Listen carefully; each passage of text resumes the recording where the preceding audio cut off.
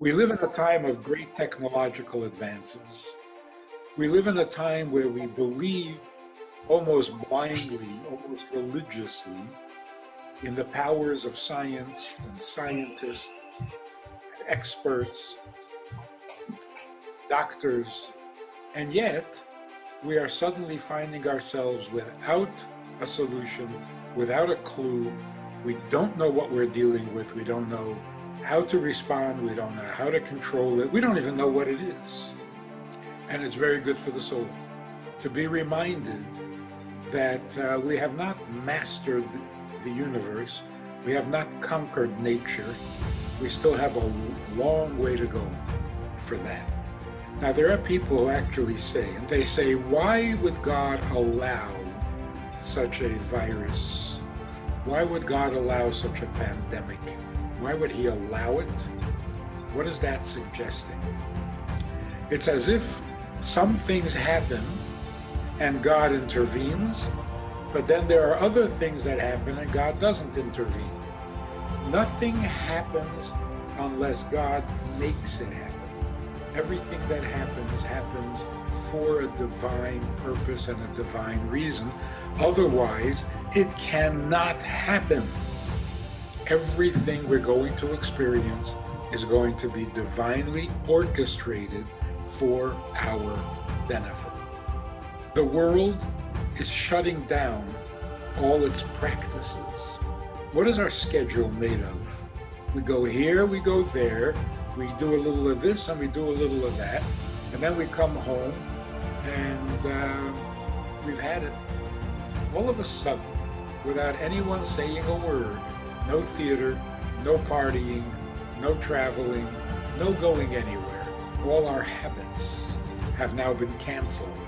We have been freed and liberated from our Mitzrayim. We are so caught up in these things that we actually started to believe that that's what life is about. Life is about going to school, going to work, going to parties, going to a theater, going for some entertainment, going for some shopping. That's life. Now we're seeing it's not. This is a very good thing. The break of habit that this virus is bringing is such a fantastic opportunity to change the habits we've been trying or hoping to change, planning to change for years. But, an hour goes by, a week goes by, a month goes by, and you haven't changed it. Now, we have the perfect opportunity. Everything is changing anyway. We can now have the life we choose. We are encouraged by events to rethink where we put our energies. What are we living for? What are we getting up in the morning for? The world is going to be a much better place as soon as this thing is over. That is really a pre-Pesach message. Every generation has to come out of its Mitzrayim, out of its enslavement. And what we're seeing now is, like in the days of Egypt, Jews were pushed out of Mitzrayim. Here we're being pushed out of our habits. We're not asked, we didn't volunteer, it's being done for us. If we take advantage, if we keep our heads and we see the opportunities, by Pesach time, we can have a much healthier life, a much healthier planet. All assumptions can now be questioned. All habits can now be challenged. All fears can now be dismissed. Were we worried about China? Were we worried about Iran? Were we worried about the price of oil? Boy, we're getting sobered up. Everything is changing. And it is changing for the better. And we are maturing as a human race. That is a beautiful thing. It's not a warning. It's not a punishment. It's not doomsday. This is going to pass.